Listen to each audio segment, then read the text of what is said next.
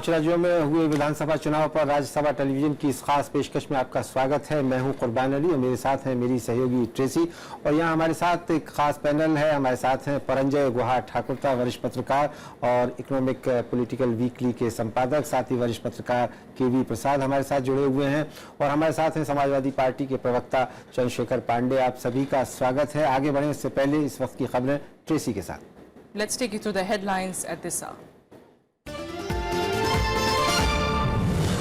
Modi wave sweeps elections to the 5 states. BJP on a course for a landslide win in Uttar Pradesh and Uttarakhand, all set to win over 3/4 of the total seats in both assemblies.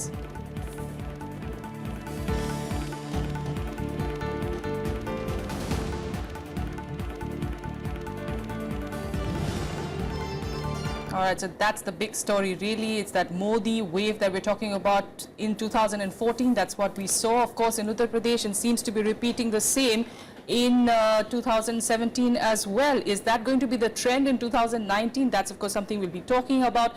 If I could come to you, Mr. KV Prasad, we were talking about the vote share, and you were saying that this is quite similar to how the BJP performed in 2014 as well. Yeah, in terms of roughly, we are still counting votes as we go along, so the final figure may, but what the Election Commission website this time gives you both the trends and the analysis. Yes. It shows some close to 40%. So if you look at the last Lok Sabha elections, of 42% odd. So in that terms, if you extrapolate that results and the seats, so it comes roughly that. And interestingly, the BSP has got 20 odd %. So the BSP vote share is always maintained to be the popular saying in UP has always been anybody who is on a BSP ticket starts with 20 plus. So that has been the confidence level. But then it didn't translate into votes, just as it happened in Lok Sabha and the seats. Sorry. To add to what KV Prasad just said, it was argued that the issues are different in the assembly elections as opposed to Lok Sabha elections. But what we're seeing is a virtual replication. As he rightly pointed out, in 2014, the BJP got about 42% of the vote together with the Apna Dal, and they swept. It was out of 80 Lok Sabha seats, they got 73, 71 plus 2, and the remaining 7 went to the respective families of the Gandhi Nehru family and the Mulayam Singh family. This time round, what is very, very interesting is that this kind of vote share has been replicated almost 3 years later, more than 2.5. So that has been the real surprise. Very few of us really expected it. Not that the BJP would emerge as the single largest party, but this kind of a sweep where they win 3/4 of the seats. The old saying, it's not just first past the post, it's first past the post, winner takes all, and loser loses everything. As in the case of the Bahujan Samaj Party. In 2014, the BSP got 18% of the vote, but 0 seats. At this time, they've been virtually decimated. So at one level, when you have a fracturing of the mandate and you have a 3-way split like you had on this occasion, you are likely to deliver this kind of a mandate. Whereas in Bihar, when you had the entire non-BJP parties coming together, you have a different outcome altogether. And if I may just add to what Pranjay said, this election in UP primarily had no dominant issue. You see, there could be several local issues, there was local factors, but because the overall narrative that the opposition was trying to look was demonetization, the ill effects of it, the problems of the people, and so on and so forth. But now things turn differently. That's Paranjoy साहब, एक बात ये कही जाती है कि 1991 में जब बीजेपी उत्तर प्रदेश में पहली बार अपने दमखम पर बहुमत में आई थी, तो उस वक्त एक सोशल इंजीनियरिंग बताई जाती थी कि गोविंदाचार्य उसके जनक हैं और उन्होंने पिछड़े वर्गों को लेकर के, क्योंकि बीजेपी कमंडलवादी पार्टी कही जाती थी और मंडल के काट करने के लिए वो खड़ा किया। अभी इस बार देखने को ये मिल रहा है कि शायद एक बड़ा वर्ग गैर यादव पिछड़े और गैर जाटव दलित बीएसपी से वो भारतीय जनता पार्टी के साथ कहीं ना कहीं जुड़े हैं और अमित शाह साहब ने जो ये स्ट्रेटेजी बनाई थी कि केशव प्रसाद मौर्य को पार्टी का अध्यक्ष बनाना, स्वामी प्रसाद मौर्य को बीएसपी से तोड़ करके बीजेपी में शामिल कराना, क्या आपको लगता है कि उसमें कामयाब हुए हैं, या ये कि जैसा अभी केवी प्रसाद थोड़ी देर पहले कह रहे थे कि साहब जो लोकसभा चुनावों का नतीजा है वही इसमें दिखाई देता है? नहीं, देखिए थोड़ा बारीकी से विश्लेषण करना जरूरी है, मगर अगर जो लग रहा है केवी प्रसाद जो कह रहे हैं और आप जो कह रहे हैं इसमें हम कोई कॉन्ट्रडिक्शन नहीं देख रहे जी। आप दोनों जो कह रहे हैं एकदम ठीक कह रहे हैं, आपका विश्लेषण ठीक है। क्योंकि देखिए 91 साल में एक और बड़ा मुद्दा था, उस समय राम मंदिर का मुद्दा भी काफी था। उस समय अडवाणी जी का जो रथ यात्रा शुरू हो गए थे 92 में, आप जानते हैं फिर क्या हुआ, फिर लालू प्रसाद यादव ने अडवाणी जी को रोका, मगर उस समय ये राम मंदिर का मुद्दा बहुत एक बड़ा मुद्दा इस बार नहीं था। फिर भी आप देखिए ये तीसरी दफा चुनाव के बाद चौथी दफा का पहले फिर हम शुरू हो गए, कब्रिस्तान, शमशान, बिजली मिलेगा दिवाली में, ईद में, कसब, ये सब मुद्दा फिर शुरू हो गए। तो एक तरह से जो वोट का पोलराइजेशन आप देखा वो इस बार भी हुई है। आप भूलिए मत, इस बार आप कहते हैं जो सोशल इंजीनियरिंग के बाद इस बार जानबूझ के भारतीय जनता पार्टी उत्तर प्रदेश में जो 2 करोड़ मुसलमान हैं, एक भी उम्मीदवार नहीं मिला बीजेपी को। ये भी आपको ये लेकिन वो दावा कर रहे हैं कि उन्हें मुसलमानों का वोट मिला है। अच्छा, ये अभी समय बताएंगे बारीकी से विश्लेषण के बाद। मगर आप जो कह रहे हैं, जो अंग्रेजी में हम कहते हैं आइडेंटिटी पॉलिटिक्स, कि सचमुच ऐसा हुई थी कि ये जो हम कहते हैं वोट बैंक्स, कि हाँ यादव ओबीसी सपा के साथ जाएंगे, नॉन यादव ओबीसी और किसी के साथ जाएंगे, जाटव दलित बहुजन समाज की, नॉन जाटव दलित बाकी भारतीय जनता पार्टी की। सचमुच ये जो वोट बैंक का जो राजनीति है, जो जो जो आइडेंटिटी पॉलिटिक्स, ये कमजोर हो रहा है कि नहीं, ये हमें लग रहा है ये इस तरह से भारतीय जनता पार्टी का जो स्वीप, जो 3/4 से जो विक्ट्री एक तरह से मैं समझता हूँ कमजोर हो गई। मैं आता हूँ आपके पास, इस वक्त लखनऊ से हमारे संवाददाता पंचानन जुड़ गए हैं। पंचानन, क्या माहौल है लखनऊ में और नई सरकार के बनने की क्या खुशियां मनाई जा रही हैं?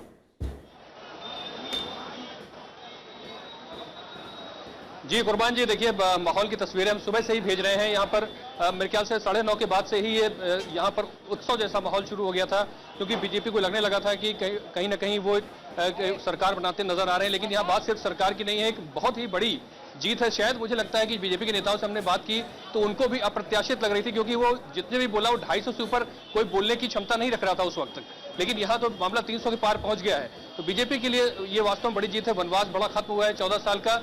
अब ये है कि मुख्यमंत्री के चेहरे पे के लिए 3 से 4 जो नाम है वो यहाँ वातावरण में तैर रहे हैं, लेकिन उसका जो फैसला है वो संसदीय बोर्ड में तय होना है, केंद्रीय नेतृत्व तय करेगा। तो केशव प्रसाद मौर्य से हमने कुछ देर पहले बात की तो उन्होंने यही बात कही। केशव प्रसाद मौर्य हैं, उसके अलावा मनोज सिन्हा है और यहाँ दिनेश शर्मा लखनऊ के मेयर हैं। तो ये 3 बड़े नाम हैं जिनके इर्द गिर्द मुख्यमंत्री का नाम यहाँ पर घूम सकता है। लेकिन हाँ, निश्चित तौर पर उत्तर प्रदेश के लिए एक बड़ा दिन है और खासकर बीजेपी के लिए, क्योंकि 14-15 साल बाद बीजेपी की वापसी हो रही है। और जिस तरह से बात अभी हमारे पैनलिस्ट कह रहे थे कि एक बंधन को तोड़ा है, वोट बैंक की बात हुई है कि मुस्लिम वोटों में सेंध लगी है या फिर जातीय बंधन टूटे हैं। क्योंकि जैसा कि हमने अपने चुनावी कवरेज में ये देखा था कि किस तरह से कुछ वोटर्स ऐसे थे जो बीएसपी का कोर वोटर होते हुए मोदी के नाम पे वोट देने की बात कह रहा था। उसका असर मुझे आज समझ में आ रहा है कि शायद ये वोट वहीं पर शिफ्ट हुआ है। तो हो सकता है ये एक बड़ी चीज हो, क्योंकि अब वोट मुझे लगता है कि एक विकास और ध्रुवीकरण दोनों एक साइमल्टेनियस साथ साथ चले हैं और ये शायद एक नया प्रयोग है भारतीय राजनीति में। कुर्बान जी, तो कुछ खबर मिल रही है कि नई सरकार कब तक बनेगी? मुझे लगता है कि शायद होली के बाद ही बन पाएगी, लेकिन क्या कुछ इसके बारे में केशव प्रसाद मौर्य ने कहा कि वो या उनकी पार्टी का कोई दूसरा व्यक्ति कब तक शपथ लेगा नए मुख्यमंत्री के रूप में?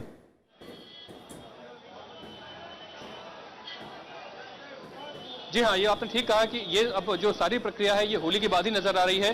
होली के बाद ही मुख्यमंत्री का जो शपथ ग्रहण होगा, लेकिन जो फैसला है वो आज या कल में फैसला इसका हो जाएगा और इसका अनाउंसमेंट भी इसका हो जाएगा। क्योंकि केशव प्रसाद मौर्य से हमने जो बात की कुछ देर पहले तो उन्होंने बिल्कुल साफ किया कि केंद्रीय नेतृत्व को फैसला लेना है। लेकिन जो नाम आपको 3-4 गिनाए उन्हीं नामों में से एक होगा, कोई बाहर से पैराशूट कैंडिडेट नहीं आने वाला है, इन्हीं में से एक होगा। वो साधने की कोशिश होगी कि अगड़े को रखना है या फिर केशव प्रसाद मौर्य एक जो चेहरा है ओबीसी का उनको रखना है, या फिर हो सकता है एक कॉन्सेप्ट ये भी आ रहा है कि कोई डिप्टी सीएम भी हो सकता है। ये भी कुछ सोर्सेस अपनी अपनी बात कह रहे हैं, लेकिन ये बीजेपी के अंदर का मामला है। ये बात अभी तक खुलकर सामने नहीं आ रही है, लेकिन हाँ, इसका ऐलान आज या कल में हो सकता है और शपथ ग्रहण वो होली के बाद ही होने की संभावना है। फिलहाल के लिए बहुत शुक्रिया आपका पंचानन, आप बने रहिए हमारे साथ। केवी प्रसाद साहब, अभी जैसा पंचानन कह रहे थे, चुनाव से पहले कुछ सुगबुगाहट ये भी सुनने में आ रही थी कि अगर उत्तर प्रदेश में भारतीय जनता पार्टी को सत्ता मिलती है तो शायद गृह मंत्री राजनाथ सिंह मुख्यमंत्री के तौर पर चेहरा होंगे। क्या लगता है आपको राजनाथ सिंह जाना पसंद करेंगे? वो पहले भी रह चुके हैं राज्य नहीं, के। उन्होंने, आपको याद होगा कि चुनाव के दौरान कहीं उनसे ये सवाल पूछा गया था, तो उन्होंने कहा मैं अब जो है कि मुझे राज्य की राजनीति में मत बांधिए, मैं केंद्र में ठीक हूँ, मतलब इस तरह का उन्होंने अपनी कोई वक्तव्य दिया था। जी। सवाल वो नहीं है, अगर आप मोदी सरकार जब से दिल्ली में बनी है और तमाम सारे राज्यों में जहाँ भारतीय जनता पार्टी की सरकार बनी है, नुमाइंदा केंद्र से नहीं गया वहाँ अभी तक जो रहा है। मैं ये नहीं कह रहा वो प्रचलन जरूरी आगे भी रहे, तो चाहे आप हरियाणा में देखिए, दावेदार का बहुत थे जो केंद्र में मंत्री, दो थे, वो भी उनका लगा, वो आकांक्षा थी उनकी कि वो बन जाएंगे। झारखंड में भी लोगों को उम्मीद थी कि जब सरकार बनी तो रघुवर दास दिए गए या मनोहर लाल खट्टर दिए गए। दिल्ली में तो खैर जरूरत नहीं पड़ी, लेकिन एक चेहरा दिया था। तो जो बीजेपी की रणनीति रही है, बिना चेहरे के उतरती है। यहाँ मैं आपसे ये भी जानना चाहूंगा कि क्या आपको लगता है कि गोवा में मनोहर पर्रिकर के जाने की भी बात हुई थी और अब शायद संभावना भी बन रही है बीजेपी की सरकार बनने की? अभी तक तो देखिए वहां पे मामला अभी फंसा हुआ है, जिसे कहते हैं कि 15-16 के बीच में चल रही है। लेकिन अगर ऐसा हुआ तो क्या कोई संभावना? देखिए, मनोहर पर्रिकर का शायद खुद से वहां जाने का उनकी एक मनो का इच्छा भी ऐसा सुनने में आया है। अब वो अक्सर यहाँ पे केंद्र में लोग बताते हैं कि हर शनिवार अपने गोवा में बोला जाता है कि इट्स रिमोट कंट्रोल, खैर वो तो उनके अपनी राज्य के उनका है, वहाँ जाते हैं। एक चीज मैं आपसे जो बात कुछ देर पहले पंजय भी कह रहे थे, आपके साथी लखनऊ से भी कह रहे थे, ये नहीं है कि सोशल इंजीनियरिंग नहीं हुआ है। भारतीय जनता पार्टी के एक बड़े वरिष्ठ लीडर और मंत्री अभी पीछे बनारस में जब चुनाव के दौरान बात कर रहे थे, तो उन्होंने कहा 4-5 चीजें हैं जो उत्तर प्रदेश में देखा जाता है। अपर कास्ट, मुस्लिम, ओबीसी और दलित। ओबीसी में एमबीसी जोड़ लो, तो कहते कोई 2 कॉम्बिनेशन आप साथ बिठा दें, तो आपको यू गेट दैट लीड, नैया पार हो जाती है। तो हमेशा उनका ये आंकलन रहा है। तो इन्होंने जो आपने किसी आपके हमारे साथी ने कहा जो नॉन जाटा, उसको जो है मायावती जी के साथ जो ठोस था उसमें से कुछ निकल के आया। ओबीसी में भी जो नॉन यादव वोट है एमबीसी वो अलग हटा। कोई कारण हो सकता है, उनको क्या कहा गया, तो ऐसा नहीं है सोशल इंजीनियरिंग नहीं होता। और साथ ही बीजेपी के जो टिकट वितरण है, जो चयन है, वो हर जगह इन मुद्दों को देख के किया गया। और एक चुनाव में रणनीति है, तो जब विपक्ष के लोग कर रहे हैं तो आप भी करेंगे। मैं एक चीज जोड़ना चाहता हूँ जो अभी केवी प्रसाद है, सोशल इंजीनियरिंग के साथ साथ एक तरह से पॉलिटिकल इंजीनियरिंग और इमेज इंजीनियरिंग। और मैं एक चीज जो पहले भी बताया, मैं दोबारा बनाना चाहता हूँ। उमा भारती ने कहा कि कार्ल मार्क्स से बड़ा मार्क्सिस्ट है नरेंद्र मोदी, कि नोटबंदी, ये डीमोनेटाइजेशन, जिस तरह से उन्होंने एक गरीब और अमीर के बीच, it is pro poor anti rich, क्योंकि जो काले धन है वो अमीर लोग हैं। ठीक है, आप लोग काला धन तो आया नहीं, काला धन नहीं आया, आप जाली नोट नहीं रोक पाया, आप आतंकवादी के पास वही जाली नोट अभी भी जा रहे, मगर आपका इमेज मैनेजमेंट, आपका तस्वीर को आप जिस तरह से आप प्रबंधन कर रहे हैं, और जो अंग्रेजी में हम बोलते हैं स्पिन डॉक्टरिंग, इसमें मैं समझता हूं मोदी जी और अमित शाह के पास कोई नहीं खड़ा हो सकता है। जिस तरह से पूरा ये मुद्दा को उल्टा के उन्होंने बोला, अरे आप नोटबंदी के खिलाफ है, इसका मतलब आपके पास काला धन होना चाहिए। मैं और आप, यू और me, us and them, black and white, इस तरह से जो स्पिन डॉक्ट्रिन किया, ये देखिए जो आज भारतीय जनता पार्टी के जो विरोधी दल है उनको मानना पड़ेगा कि वो सफल हुआ। जिस काइंड ऑफ मैं आता हूं आपके पास में, इस वक्त हमारे साथ चंद्रशेखर पांडे हैं, समाजवादी पार्टी के प्रवक्ता, लखनऊ से जुड़े हुए हैं। चंद्रशेखर पांडे साहब, क्या आपको नहीं लगता कि चुनावों से ऐन पहले जब आपके राष्ट्रीय अध्यक्ष के परिवार में एक विवाद हुआ और इस परिवार के विवाद ने भी काफी हद तक इस चुनाव को प्रभावित किया है, क्या उससे नुकसान पहुंचा है? क्योंकि आखिरी दिन साधना गुप्ता जी का बयान आया कि साहब नेताजी का बहुत अपमान किया गया। लगता है कि the line was disconnected. Yeah, we don't seem to have him at the moment. But yes, taking the question to you, in fact, the infighting within the party, it is clear whether it was indirectly or covertly engineered by the BJP, whether somebody like Amar Singh was acting as some sort of a Trojan horse and he was got into the game and therefore targeted. We're getting in a word from BJP Yes. leader Nitin Gadkari now. Let's listen in. Let's listen into what he's saying. किया हुआ काम हो, फसल बीमा योजना का काम हो, किसानों के बारे में हमने जो नीतियां अपनाई उसके बारे में हो, प्रधानमंत्री नरेंद्र मोदी जी के नेतृत्व में भारत सरकार ने जो नीतियां अपनाई है उसका लगभग लोगों ने समर्थन किया है और हमारे समर्थन में वृद्धि भी हुई है। और मुझे लगता है कि ये बहुत अच्छी बात है कि जनता ने जो विश्वास दिखाया है, इसके कारण आने वाले समय में हमारी सरकार और अच्छा काम करके दिखाएगी, ये मेरा विश्वास है। और इस जीत के लिए मैं हमारे प्रधानमंत्री नरेंद्र मोदी जी और हमारे पार्टी के अध्यक्ष अमित शाह जी, इनका विशेष रूप से अभिनंदन करता हूं, उनको बहुत बहुत धन्यवाद देता हूं। उत्तर प्रदेश के भी और देश भर में जहां जहां चुनाव हुआ, हमारे सभी पार्टी के पदाधिकारी और कार्यकर्ताओं को भी इसके लिए सफलता के लिए उनका भी अभिनंदन करता हूं। और मेरा विश्वास है कि हम लोग Manipur. All right, so Nitin Gadkari there, of course, giving all the credit to Prime Minister Modi for this victory that we are seeing, of course, in Uttar Pradesh, and we'll obviously be hearing some more voices from the BJP on that, on that line as well. But Paranjoy, we were talking just before that about how the infighting of the Samajwadi Party. Akhilesh may have emerged, as the hero of it all, and the wave seemed to be, at least, or whatever wave we could call, at least, during voting, seemed to be in his favor. But by the way the votes are now being counted, it does seem that that has definitely made a dent into, their stronghold, that Yadav base of theirs. Sure. Tracy, as the old saying goes, we all become more intelligent after it's all happened, by hindsight. Yes. So today we can look back and say that, look, it surely did not help Akhilesh Yadav. The fact that his party was perceived as a party which was like a family with the internecine fight, with, father, uncle, mother, stepmother, stepbrother, all of it. It was like a terrible soap opera at the end of it.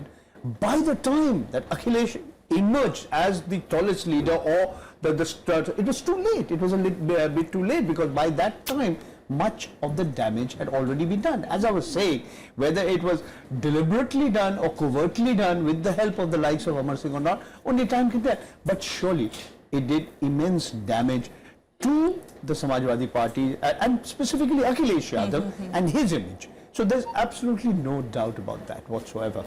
All right. And what was different, KV Prasad, this time around, compared to a Bihar and now? What was different, with the BJP strategy? Was it the BJP strategy that changed?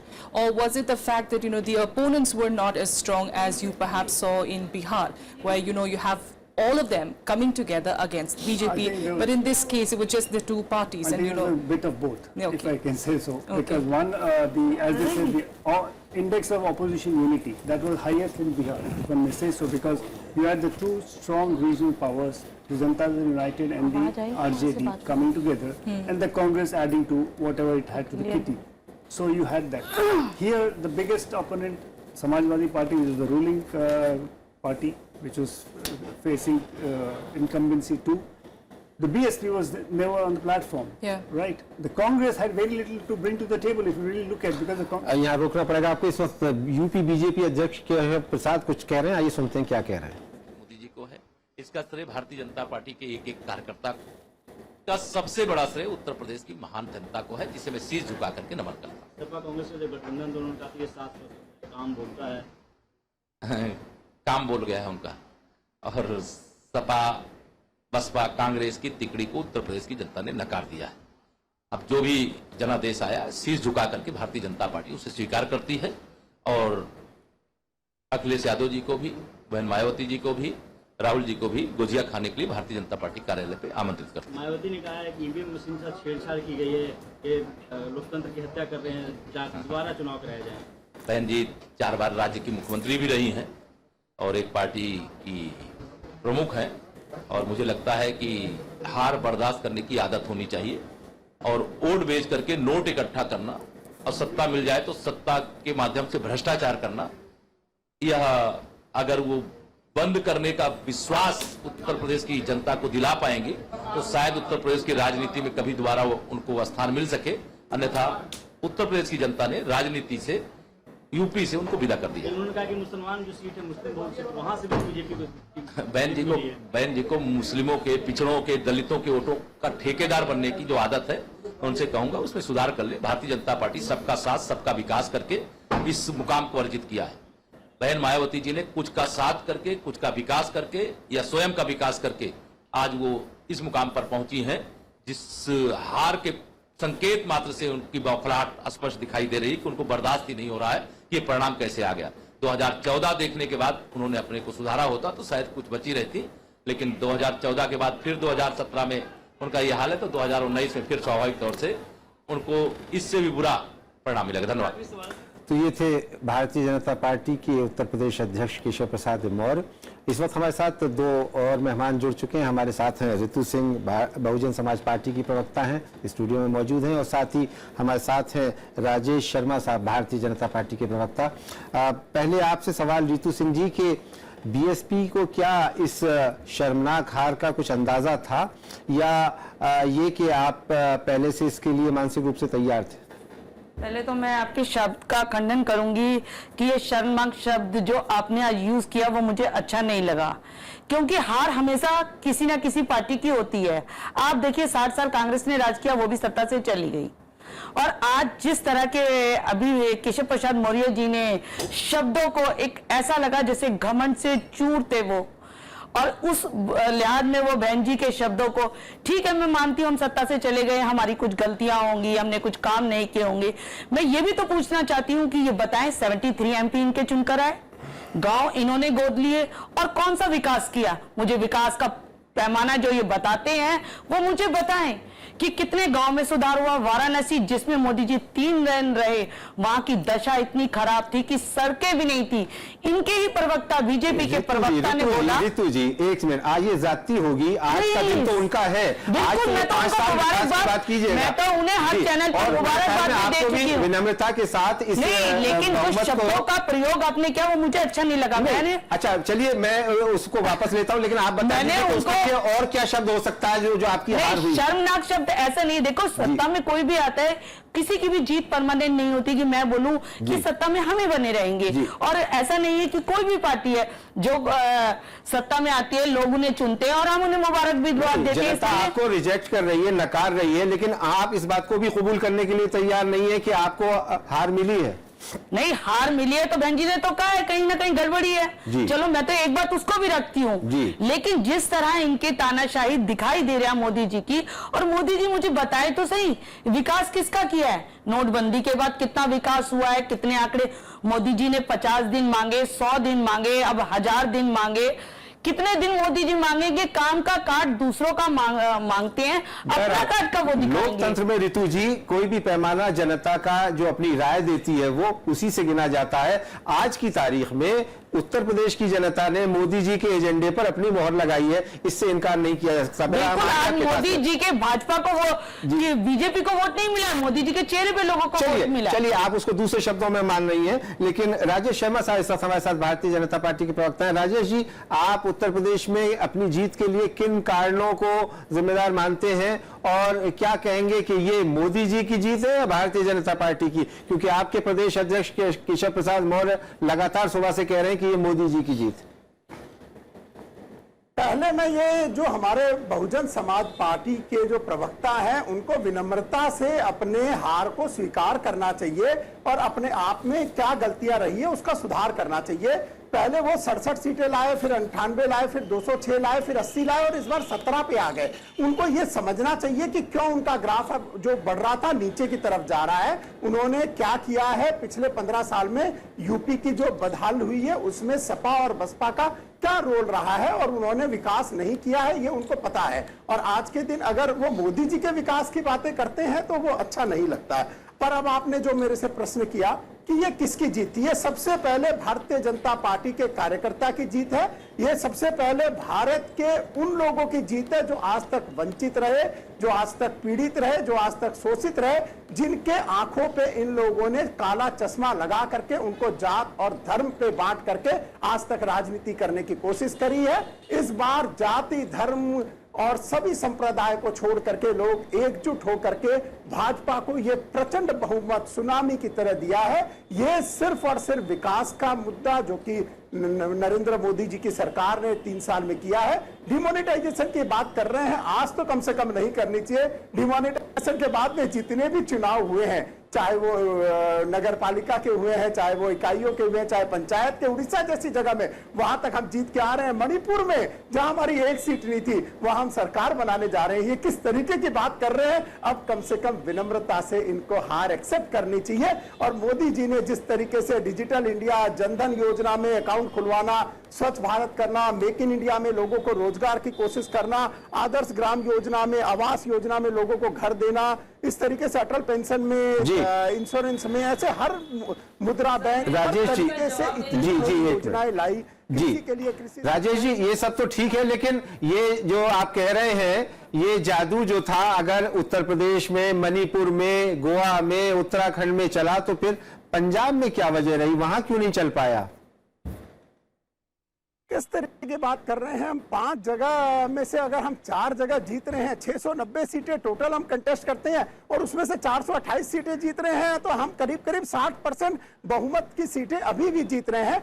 आज वहां पे मैं accept हूं कि वहां हम छोटे साझे में है, हम सिर्फ 23 सीट कंटेस्ट कर रहे हैं पंजाब के अंदर में। पर मैं बड़ी विनम्रता के साथ में उस हार को एक्सेप्ट करता हूं और वो जो हार आज हुई है उसके लिए भी जरूर समीक्षा करेंगे हम।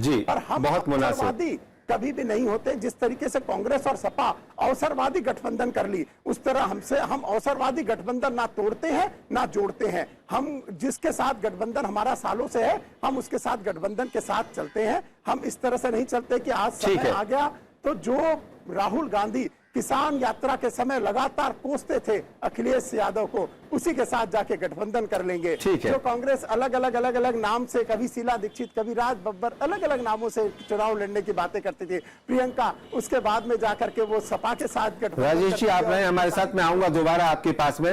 रितु जी आप कुछ कह रही थी? हाँ जी सर, मैं इनसे ये कह रही थी कि जिस तरह मैंने तो बोला, सबसे पहले मैंने यही बोला कि हमने कुछ गलतियां की होंगी तब शायद हम सत्ता से बाहर हो गए। लेकिन जिस तरह सत्ता में तो आप थी नहीं ना, सत्ता से तो बात विपक्ष में थे, अभी भी विपक्ष में है। मतलब अभी तो मतलब जो भी है, मतलब उतनी सीट्स नहीं आए हैं, तो इसका मतलब कि कहीं ना कहीं हमारी हार हुई है। तो हम तो मान रहे हैं कि हमने कहीं ना कहीं कोई गलतियां की होंगी। पर लेकिन जिस तरह ये बातें करें, जिस तरह इनकी तानाशाही, जिस तरह इनकी बौखलाहट, जिस तरह ये अपने आप को दिखा रहे हैं कि इनसे ज्यादा सुपीरियर कोई नहीं है, तो ये भी 15 साल से सत्ता से बाहर थे। आज बताइए इनको क्यों नकारा था? 27 साल से कांग्रेस भी बाहर है।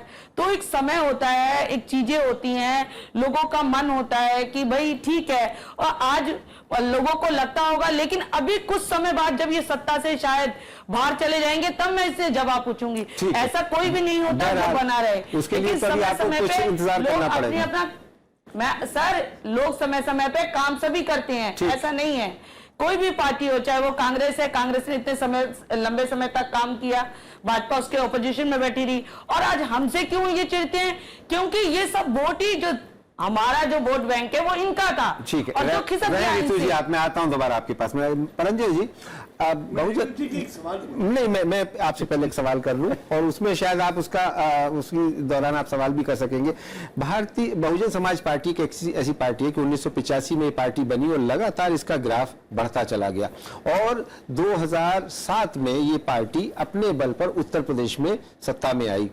लेकिन फिर 2012 से हम देख रहे हैं कि लगातार वो ग्राफ जो बढ़ रहा था वो डाउनवर्ड चल रहा है। क्या कारण मानते हैं? यही सवाल मैं समझता हूं रितु जी को इसका शायद उनके पास जवाब है। एक बार नहीं, 4 बार मायावती जी ने उत्तर प्रदेश का मुख्यमंत्री बना, इसमें 3 बार भारतीय जनता पार्टी के साथ एक तरह से गठबंधन, मगर चौथा बार अपनी बल में बहुमत मिलकर मायावती जी ने सरकार बनाया। सवाल यह है बहुत सारे आरोप है, जितने सारे भारतीय जनता पार्टी बहुजन समाज पार्टी का उम्मीदवार पैसा देना पड़ता है टिकट के लिए, आरोप, हाँ, ऐसे बार बार हम सुनते हैं। दूसरी बात हम सुनते हैं, मायावती जी लोगों से बात करना बंद कर दिया। जब प्रेस कॉन्फ्रेंस करते हैं, उन्होंने एक स्टेटमेंट पढ़ के सुना देते हैं, सवाल नहीं देते, बहुत कम उन्होंने इंटरव्यू देते हैं, मीडिया की तरह वो दूर रहते हैं। एक तरह से एक समय उन्होंने कहा हाँ इनका रणनीति यही है, मगर आज मैं समझता हूं सबको इंट्रोस्पेक्शन की बात हो रहा है, आत्मचिंतन की बात हो रहा है, तो मायावती जी को आज इस स्थिति में क्यों आया है? ठीक है, वो जो 18% 20% वोट है, जो आप कुछ भी कहिए, जातक दलित लोगों का वोट, ये तो बार बार आएगा मायावती जी के, मगर एक समय बहुजन समाज पार्टी का वोट बहुत सारे समाज के हिस्से से आ रहे थे। आज लग रहा है हमें ये रोक गया, ये क्यों, ये क्या आज मायावती जी का बहुजन समाज पार्टी का नेतृत्व के ऊपर भी एक सवाल है। रितु जी क्या कहना चाहेंगी? परंजय जी देखिए, बहन जी पे आपने कहा इल्जाम लगते हैं, पैसों के लिए लगते हैं, या 2012 में जब वो मूर्तियां बनी, लेकिन वो मूर्तियां हमारे महापुरुषों की थी। लोगों ने कहा पार्क बनाया, तो क्या नेहरू पार्क नहीं बना, क्या लोहिया पार्क नहीं बना, लेकिन मायावती जी को टारगेट किया गया। क्या हमने 600 करोड़ रुपए उस चीजों पे खर्च करे? क्या कभी किसी ने, मीडिया ने या किसी ने पूछा कि सरदार भाई पटेल जी की मूर्ति 4200 करोड़ की लगी, वो कहां से पैसे आए, अपने इतना पैसा क्यों खर्च करा, वो चाइना में बन रही है, हमने तो फिर भी रोज कर। शिवाजी की मूर्ति लगी, और ऐसे बहुत सारे महापुरुषों की मूर्ति सबने लगाई, हमारी मूर्ति को पे क्यों टारगेट किया गया? और ये मीडिया ने बार बार दिखाया। मीडिया ने कभी नहीं, मेरी बात पूरी हो जाएगी, कभी भी उन चीजों को नहीं छेड़ा, ना उनकी चीजों को छेड़ा कि आपने नेहरू पार्क क्यों बनाया, लेकिन अंबेडकर पार्क बनाया तो लोगों के पेट में दर्द हुआ, लोहिया पार्क बनाया तो पेट में दर्द नहीं हुआ। तो ये इन लोगों की, कांग्रेस और भाजपा की मानसिकता दिखाती है कि दोहरी मानसिकता है। और एक दलित महिला अगर वो उठ रही थी तो उसको दबाने का इन लोगों ने पूरा काम किया गया। और आज भी जो ये हालात हुए, आप बताइए, इनके पास अपना संगठन क्या था? इनके पास एक मुख्यमंत्री का चेहरा नहीं था, इन्होंने दूसरों से तोड़े हुए लोग अपनी पार्टी में लेकर आए। और इल्जाम क्या ये हमें बोलते हैं कि हमें पैसे लेते, हमने बोला इनसे सबूत दीजिए। और मुझे ये बताइए, सच बात तो ये पार्टियां क्या बिना पैसों की चल रही हैं? इनके पास सबसे ज्यादा फंड कांग्रेस के पास आता है 3000 कुछ करोड़ का, उसके बाद सेकंड नंबर पे आता है बीजेपी का, और बीजेपी का जो फंड आता है वो सब जानते हैं, बीफ के जो ठेकेदार है, जो कंपनियां हैं जो इतनी बड़ी बड़ी, वो इनको देती हैं। इनके पास एनआरआई से वो फंड आता है, हमारे पास कहां से आता है? हमारे पास सिर्फ हमारे कार्यकर्ताओं से आते हैं, हमारे कोई विदेशों में लोग नहीं बैठे हैं। लेकिन भाजपा ने कभी कांग्रेस से नहीं पूछा, क्यों पूछेंगे? क्योंकि उनके पास जवाब नहीं है। सिर्फ उस बहुजन समाज पार्टी को टारगेट करना और एक दलित महिला को दबाने का काम करना। और आज यही कारण था, इन्होंने जो लोगों से तोड़ा, जो सारी पार्टियों से तोड़ा, जो सत्ता में आए हैं। और आज ये सत्ता में भी क्या अपने बलबूते से आए हैं? इनका अपना तो वजूद नहीं था। चलिए रितु जी, आप चाहे जो कहें, लेकिन लोगों ने ऑब्जेक्शन किया, तो ये सारी चीजें, लेकिन आपको ये सोचना पड़ेगा, बहुजन समाज पार्टी को भी आत्ममंथन करना पड़ेगा कि क्यों वो पार्टी जब एक समय में अपने बल पर सत्ता में आती थी, उसका ग्राफ क्यों खिसक रहा है, ये भी सोचने वाली बात है। मैं हूं आपके पास में जी। केवी प्रसाद साहब, आपको क्या लगता है कि जो अभी कह रही थी रितु जी, इसमें और जो सवाल उठाए परंजय ने, उसमें कितनी सच्चाई है? नहीं, सच्चाई की बात देखिए, जो भी चीज़ है कई सालों से कहा जा रहा है, मूर्तियों की बात भी कई जगह आई गई, करप्शन के कई सारे मामले भी कोर्ट में चल रहे हैं, ये सब इश्यूज अपनी जगह हैं। लोग का जो आज परिणाम निकला है वो आज स्पष्ट है। आज सिवाय बीजेपी के किसी को वोट इस तरह से नहीं मिले। 40% के आसपास हमने वोट गिने हैं, बीएसपी के 20%, 21%, सपा, इस तरह से सबके आते हैं। तो उससे जैसे फर्स्ट पास पोस्ट में निकल गए। मुद्दे तो हैं, मुद्दे के बगैर तो राजनीति हो ही नहीं। माफ कीजिएगा, इस वक्त बीजेपी अध्यक्ष अमित शाह साहब संवाददाता सम्मेलन को संबोधित कर रहे हैं, आइए सुनते हैं। घोषित होने की प्रोसेस में है, जो नतीजे आए हैं वो भारतीय जनता पार्टी के लिए बड़े उत्साहवर्धक और आनंदित करने वाले नतीजे हैं। उत्तर प्रदेश, उत्तराखंड, गोवा और मणिपुर चारों राज्यों में भारतीय जनता पार्टी सरकार बनाने जा रही है। और पंजाब में हालांकि हम चुनाव हारे हैं, मगर 30% से ज्यादा वोट हमारे गठबंधन ने प्राप्त किया है।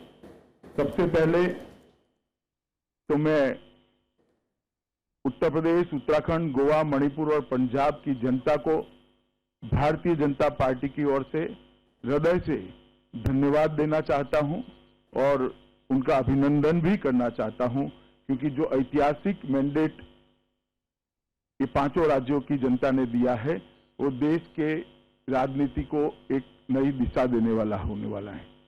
मैं भारतीय जनता पार्टी के देश भर में फैले हुए करोड़ों कार्यकर्ता और शुभचिंतकों का भी धन्यवाद करना चाहता हूं, क्योंकि कई उतार चढ़ाव भरे इस चुनाव में अनेक मौकों पर भारतीय जनता पार्टी के देश भर के कार्यकर्ता और शुभचिंतकों ने हमारा हौसला बढ़ाया है, हमारा समर्थन किया है और हमारी मदद भी करी है। उत्तर प्रदेश और उत्तराखंड में भारतीय जनता पार्टी को लगभग 3/4 बहुमत, अप्रत्याशित बहुमत मिला है। ये मैं मानता हूं कि आजादी के बाद का सबसे बड़ा विजय है। आंकड़ों की गहराई में मैं नहीं गया, मगर उत्तर प्रदेश और उत्तराखंड अलग होने के बाद अभी जो विजय दिखाई पड़ती है आजादी के बाद की सबसे बड़ी विजय है। गोवा और मणिपुर में भी भारतीय जनता पार्टी सरकार बना पाए, इतनी कंफर्टेबल सीटों पर हमारी लीड हो चुकी है। मित्रों, ये जीत जो है वो सबसे पहले तो इन राज्यों की जनता की जीत है, इनकी दृढ़ इच्छा शक्ति की जीत है, मगर मैं भारतीय जनता पार्टी की ओर से कहना चाहता हूं कि श्री नरेंद्र मोदी के नेतृत्व की जीत है, मेरी पार्टी के करोड़ों कार्यकर्ताओं के परिश्रम की जीत है। मोदी सरकार ने 3 साल में जिस प्रकार से गरीब कल्याण के लिए योजनाएं बनाई और न केवल बनाई, 93 से ज्यादा योजनाओं को जमीन पर पहुंचाने में सफलता पाई, मुझे लगता है कि इस जो सरकार की कार्यवाही है, जो सरकार का कामकाज है, इस पर ये 5 राज्यों की जनता ने मुहर लगाई है।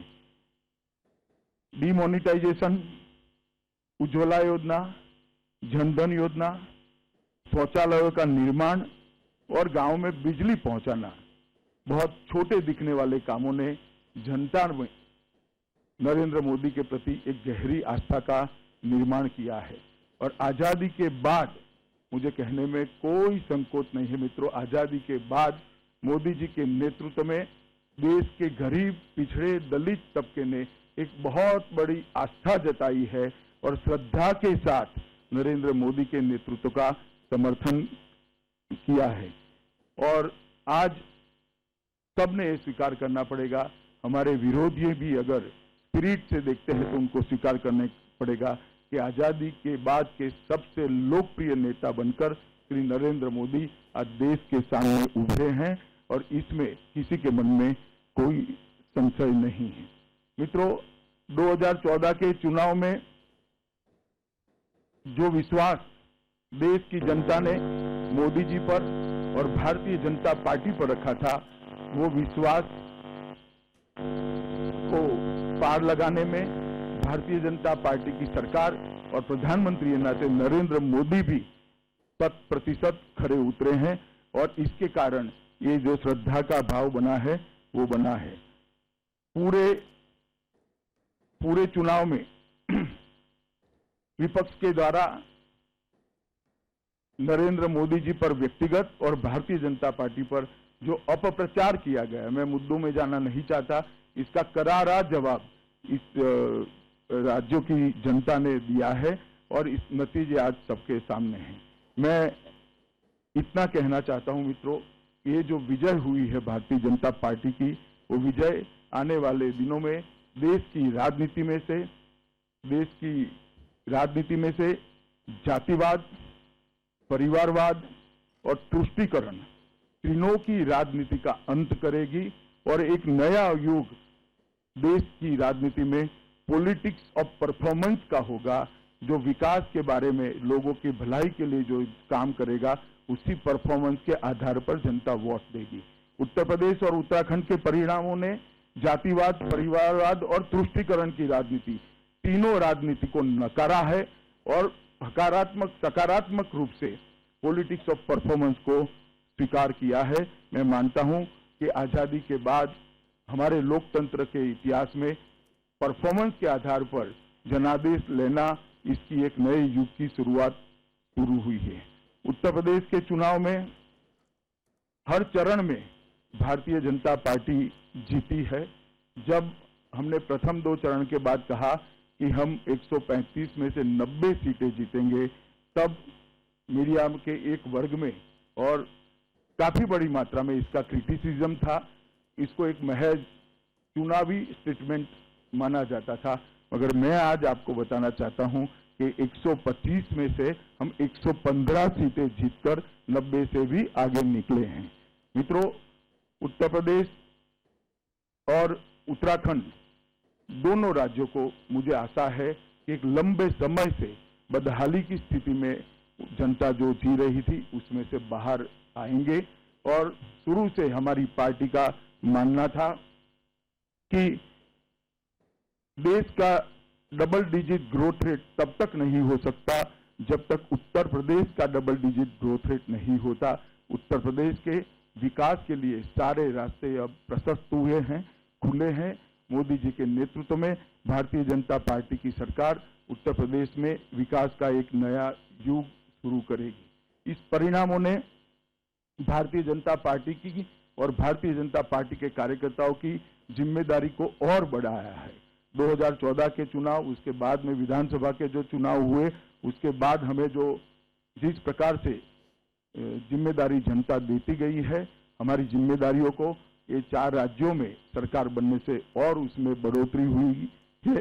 भारतीय जनता पार्टी विनम्रता से इस जिम्मेदारी को स्वीकार करती है और मैं आप लोगों के माध्यम से ये 5 राज्यों की जनता को और विशेषकर 4 राज्यों की जनता को ये आश्वस्त करना चाहता हूं कि जो भरोसा जनता ने भारतीय जनता पार्टी में और मोदी जी के नेतृत्व पर रखा है, हम उसको 100% भरोसे के काबिल सिद्ध होकर 5 साल के बाद बाहर आएंगे। उत्तर प्रदेश में परिणामों के नतीजे और आंकड़ों में मैं जाना नहीं चाहता, सिर्फ मैं अमेठी और रायबरेली दोनों सीटों की बात करना चाहता हूं। भारतीय जनता पार्टी 10 सीट में से 6 सीट जीतने के कगार पर आ चुकी है। बहुत बड़ी मार्जिन हो रही है। हमारे लिए ये बहुत आनंद का विषय है, क्योंकि 2014 के चुनाव में ये 2 सीटों पर हमारा परिणाम अच्छा नहीं था, वहां पर भी हम इम्प्रूव कर लगभग बहुमत पाए हैं। ये भारतीय जनता पार्टी के लिए आनंद का विषय है और आने वाले दिनों में राजनीति की जो नई दिशा शुरू होने जा रही है, मैं मानता हूं देश में बहुत बड़ा परिवर्तन होगा। इसकी ये दिशा का परिवर्तन होगा राजनीति का, इसका ये दिशा दर्शन करती है। धन्यवाद। तो भारतीय जनता पार्टी के राष्ट्रीय अध्यक्ष अमित शाह संवाददाता सम्मेलन को संबोधित कर रहे थे। केवी प्रसाद, आपने अभी सुना अमित शाह को। अमित शाह ने अपनी इस बयान में बिल्कुल आखिर में अमेठी और रायबरेली का जिक्र किया और बहुत खुश नजर आ रहे थे, बहुत आह्लादित थे कि ये हमारे लिए बड़ी प्रसन्नता की बात है कि रायबरेली और अमेठी में हमारी पार्टी ने जीत हासिल की है। तो क्या ये माना जाए कि बीजेपी का एक 1 पॉइंट प्रोग्राम है कांग्रेस मुक्त भारत बनाने का? तो उन्होंने कहा ही वो मतलब ऐलान किया था 2014 में, तो उसके बाद देखिए, अगर आप पंजाब छोड़ दीजिएगा और इस तरह के मतलब बिहार की जीत तो नीतीश कुमार और लालू प्रसाद जी के सहरे की है, लेकिन कांग्रेस के कहीं इस तरह से नॉर्थ ईस्ट में भी अब उनको मुसीबत आ रही है। मणिपुर में ठीक है वो टक्कर पे हैं, आज भी शायद बना सकते हैं। गोवा में कांग्रेस की जीत इतनी नहीं है जितनी बीजेपी की हार हो रही है, मतलब उस तरह से देखा जाएगा। तो ये सब फैक्टर्स हैं। कांग्रेस मुक्त भारत वो तो उनका एक हो सकता है पॉलिटिकल, लेकिन ऐसा भी नहीं है कि कांग्रेस को पूरा लुप्त होना चाहिए। उनकी अपना विपक्ष में है या कहीं ये एक राजनीतिक पार्टी की अपनी जगह है।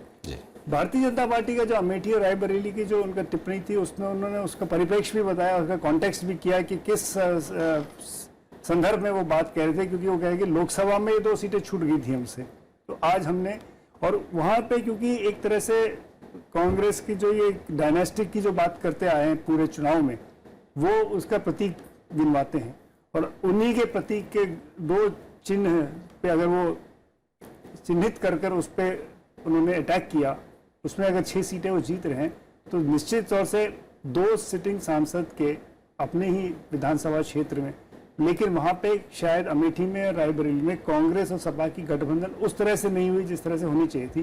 कुछ फ्रेंडली फाइट्स की बात भी हुई थी। ये चीज़ है। एक चीज जोड़ना चाहता हूँ, अभी प्रसाद जी ने कहा, एक तरह से ये मोदी जी और अमित शाह का ये रणनीति है, लक्ष्य है जी, बार बार दिखाना कि एक ही विरोधी दल है, वो है कांग्रेस।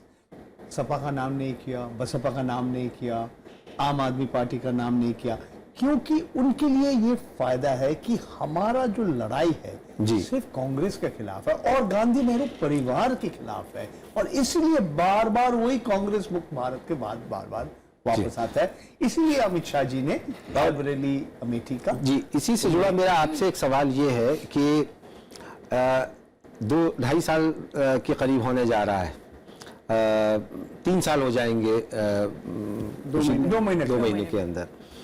तो एक तरह से जिसको हम कहें कि एक मिड टर्म अप्रेजल भी है ये चुनाव, 5 राज्यों की विधानसभा चुनाव, और उत्तर प्रदेश तो कहा जाता है कि इतना बड़ा राज्य है कि वो राष्ट्र की राजनीति को एक तरह से गवर्न करता है। हर 6 भारतीय में एक भारतीय उत्तर प्रदेश में जी, तो इस नाते से एक राजनीतिक टीकाकार के रूप में आप क्या समझते हैं कि ये मोदी सरकार की जो अचीवमेंट्स हैं या विफलताएं हैं उस पर भी किसी तरह का ये एक रेफरेंडम है? बिल्कुल जी, और नोटबंदी के ऊपर भी रेफरेंडम है। और अब जैसे कहा, ये मिड टर्म नहीं, अभी 3 साल, 1.5 महीना में 3 साल खत्म हो जाएंगे। तो सवाल जो उठता है कि इसके बाद मोदी जी का जो स्ट्रैटेजी, उनका जो किस तरह से वो अपना छवि को देश की जनता के सामने प्रोजेक्ट करेंगे। एक बात है कि वो सचमुच कोशिश करेंगे कि जितने सारे कार्यक्रम हैं, जितने सारे नीतियां हैं, जितने सारे प्रोग्राम्स हैं, इसका सफल तरीका से इसका इम्प्लीमेंटेशन, इसका लागू करने के रास्ते में जाएंगे। मगर साफ साफ ये सवाल होता है कि जीतने के बाद जो जीता वही तो सिकंदर है, वो क्या अभी उदार के उनका छवि दिखाएंगे कि हम बहुत उदार है, मुसलमान की तरह उदार है, हमारा विरोधी दल के हम उदारता एक दिखाएंगे, एक तरह से एक लिबरल इमेज, या वो मोदी जी वो कट्टर हिंदुत्ववादी का छवि वो आगे बढ़ेंगे कि वो राष्ट्र, क्योंकि एक तरह से आप वापस चले जाइए 70 का दशक में, इंदिरा गांधी बांग्लादेश युद्ध के बाद एक तरह से उसका जो पॉपुलैरिटी था, गरीबी हटाओ का नारा हमने किया, उसके बारे में हम उल्लेख किया। इस तरह से आज मोदी जी का लोकप्रियता उस स्तर में है। मगर फर्क क्या है, मोदी जी के पीछे राष्ट्रीय स्वयंसेवक संघ भी है, वो आप सामाजिक संस्था कहिए, कुछ भी कहिए, उनके सामने भी क्या लक्ष्य है। राज्यसभा में अगर उसका पता नहीं बहुमत होगा कि नहीं, उसका स्थिति तो अच्छा होने वाले हैं, तो वो क्या अभी संविधान को बदलने का कभी कोशिश करेंगे, कॉन्स्टिट्यूशनल चेंजेस भी लाने चाहिए? ये सारे सवाल अभी आने वाले 2 साल में हमें पता चलेगा। 2019 का लोकसभा चुनाव के पहले ये बड़े बड़े सवाल उठेंगे। सर मैं कुछ कहना चाहती हूँ जी, आप बताइए, मोदी जी जब से सत्ता में आए हैं 2014 से लेकर 2016 अगस्त तक, मोदी जी ने एड पे 16 अरब रुपए खर्च करे। मोदी जी ने जितना काम नहीं करा इतना गाया, जितने शौचालय नहीं बने उतनी ऐड करी। तो मोदी जी काम कम करते हैं। ये लोगों को शायद अभी भ्रम है कि मोदी जी ने बहुत गैस दे दिए, आप उसका रेट देख लीजिए, दूध का भाव, पेट्रोल डीजल देख लीजिए।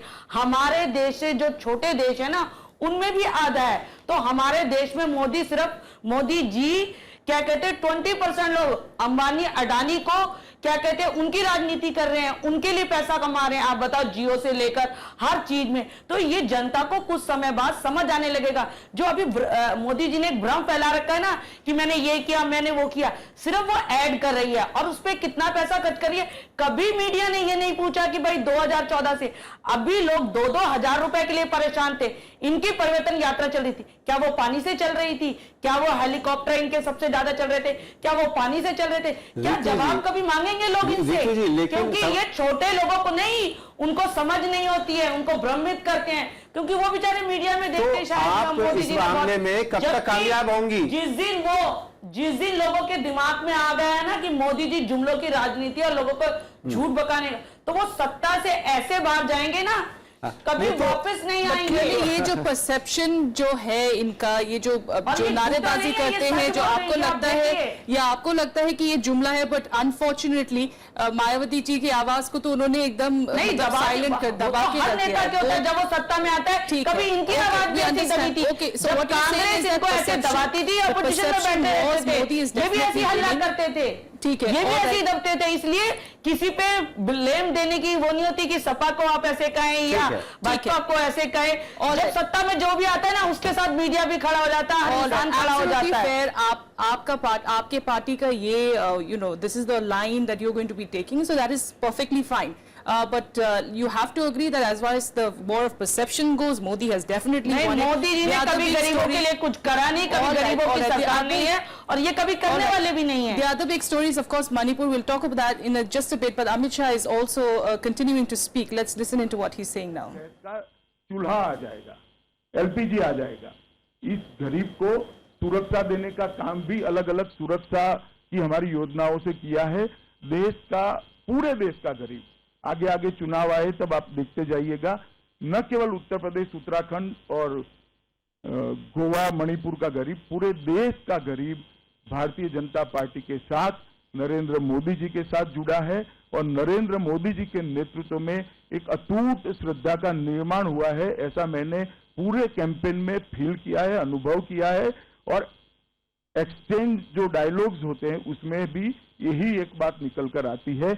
आप इसको कास्ट, रिलीजन, जाति, ये सब में से कोई चीज नहीं, एक ही कारण है, देश का गरीब नरेंद्र मोदी जी के साथ जुड़ चुका है। एक बार अपने इंस्टीट्यूशन का परिचय दे दीजिए अभी सबको, 1 मिनट पहले पीछे।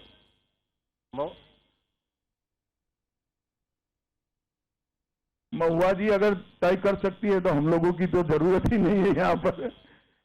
नहीं, संभावना छोड़ दीजिए ना। परिचय दे दीजिए एक बार।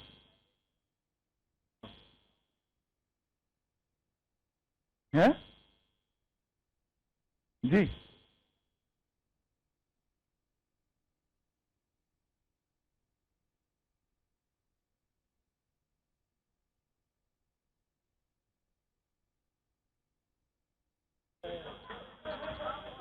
मेरे पास पर्याप्त काम है भैया, और मैं उत्तर प्रदेश का वोटर भी नहीं हूं। हिमांशु, है जी?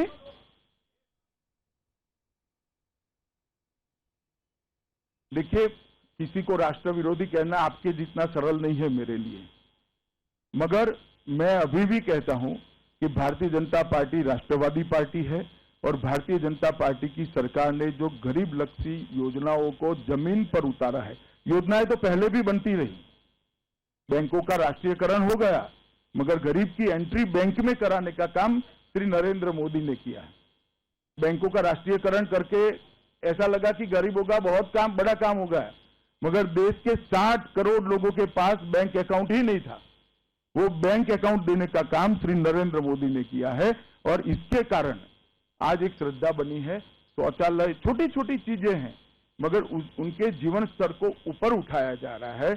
आप कल्पना नहीं कर सकते दिल्ली में रहकर कि गैस, एक चूल्हे पर कंडा और टहनियां जलाकर कोई महिला खाना पकाती है, उसके घर में गैस पहुंचने से उसके पूरे परिवार में क्या चमत्कारिक परिवर्तन आता है। हमने तो उसको उत्तर प्रदेश में जमीन पर देखा है भैया।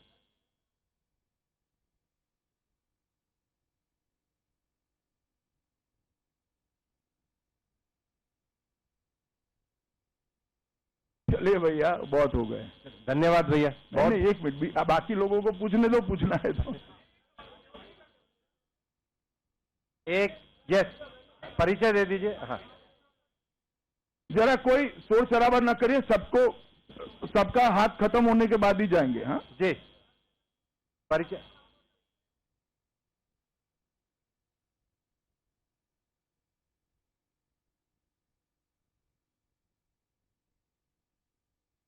न कोई अफसोस नहीं है, हम इस पंजाब की हमारी जो हार है उसको स्वीकार करते हैं। प्रधानमंत्री जी ने कैप्टन साहब को अभिनंदन भी दिया है, और इस हार हमारी है उसका हम गहराई से अध्ययन करेंगे।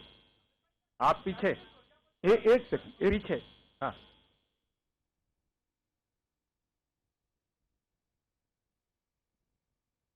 देखिए, पूरे यूपी चुनाव में नोटबंदी के मुद्दे को दोनों ओर से उठाया गया। अखिलेश जी की और राहुल जी की एक भी सभा ऐसी नहीं थी जिसमें नोटबंदी को क्रिटिसाइज नहीं किया गया।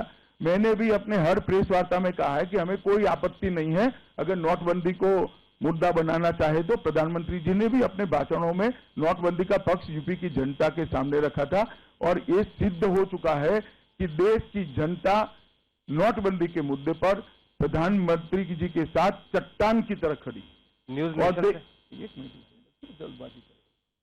और प्रधानमंत्री जी ने जो फैसला लिया है, इसके साथ देश की जनता और विशेषकर गरीब तबका जो है वो अपने आप को, वो फैसले के साथ अपने आप को जोड़ता है। न्यूज नेशन से फिर अशोक सिंह।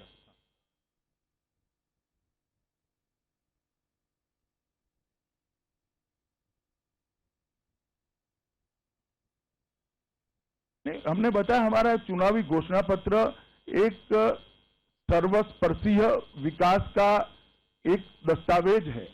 आप वो घोषणा पत्र पढ़ लीजिए। सर्वसमावेशक सर्वस्पर्शीय विकास कैसा होता है वो हमारे घोषणा पत्र में हमने पहले से ही किया है, और इसीलिए हमने घोषणा पत्र की जगह उसको संकल्प पत्र नाम दिया है।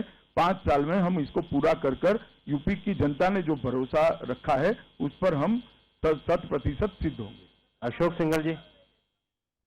अशोक जी एक बार, फिर उसके बाद आप।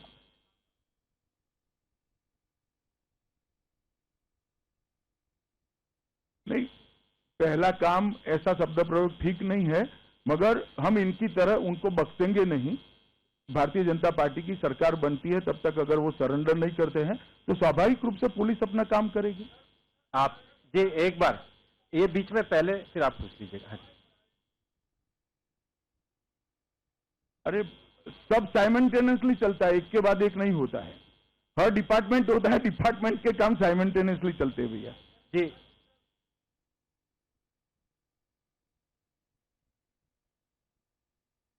मैं जाता ही हूं, परसों ही आया।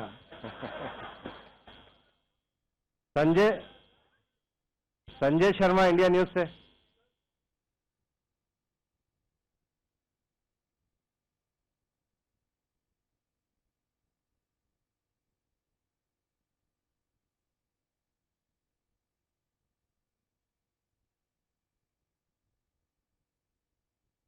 नहीं, मुख्यमंत्री प्रोजेक्ट करना और मोदी जी का चेहरा दो अलग चीजें हैं।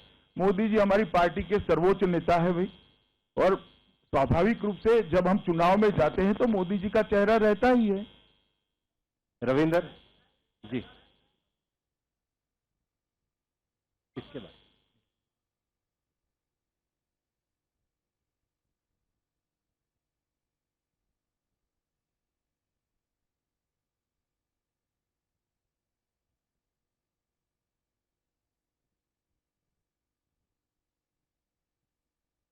अरे हम ही तय करेंगे ना, और कौन तय करेगा? हमारी पार्टी का प्रत्याशी तो हम ही तय करेंगे भाई। आप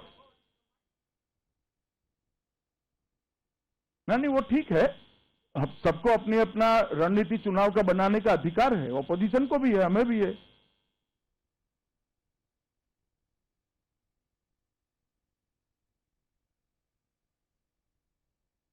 मैं प्रयासरत हूं भाई 2014 से, जब से अध्यक्ष बना तब से। और एक सेकंड, सर्दर्न स्टेट में हमारी पोजीशन हमने काफी इंप्रूव करी है। आप वोटिंग पैटर्न देखिएगा तो आपको मालूम पड़ेगा। पीछे एक बार पीछे वो एक बार पूछ रहे हैं।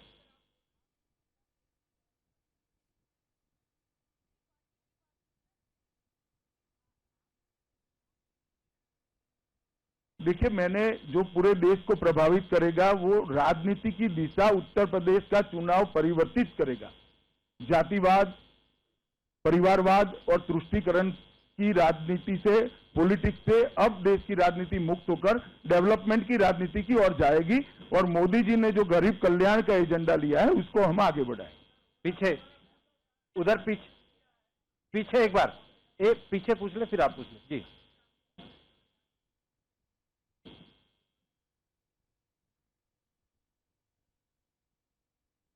पहली कैबिनेट में करेंगे। संतोष, इंडिया टुडे से।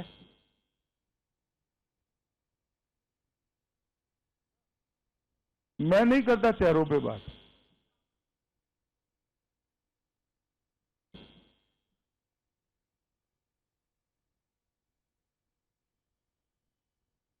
ऐसा नहीं है, कई बार सीएम प्रोजेक्ट करके आपका ज्ञान अधूरा है जरा। अरे क्या बताते हो, मैं बताता हूँ। हम 3 चुनाव मोदी जी को प्रोजेक्ट करके जीते, हम वसुंधरा जी को प्रोजेक्ट कर जीते। सुनो भाई, सुनो ना, सुनो तो आप बोलते ही रहोगे। आसाम में सर्वानंद सोनोवाल को प्रोजेक्ट कर जीते, मध्य प्रदेश में क्या क्या सवाल लेकर आते हो भाई? अनुराग,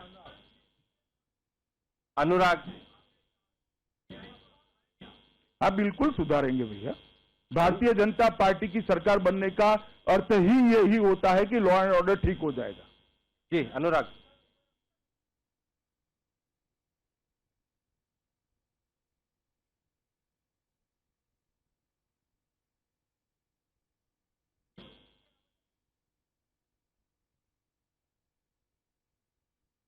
वो आप नए मुख्यमंत्री जी को पूछना, थोड़ा धैर्य रखो। आप पूछना चाह रहे हैं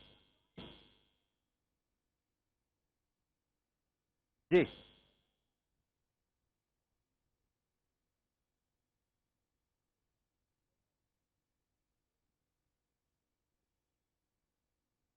भैया वो प्रेस कॉन्फ्रेंस में आपसे साझा नहीं किया जा सकता।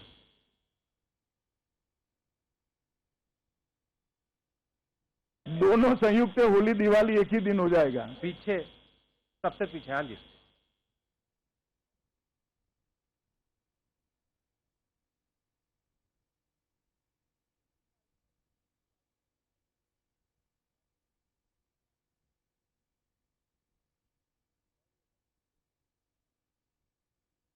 एक घंटा ऐसा नहीं कहा। जरूर करेंगे इसको, नहीं मगर जरूर करेंगे।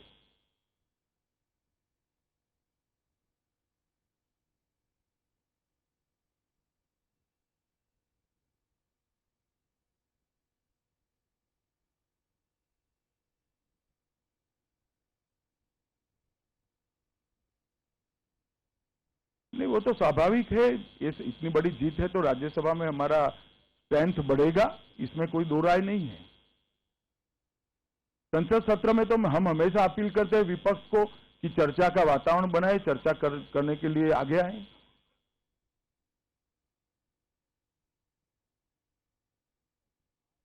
क्या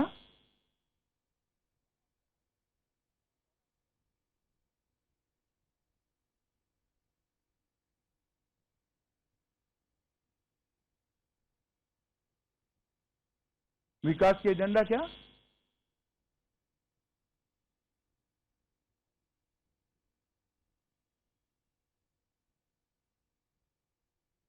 देखिए, जहां तक मोदी जी के प्रचार का सवाल है, वाराणसी में जो लोग अपनी कंस्टिट्यूएंसी में नहीं जाते वो ठीक नहीं कर रहे।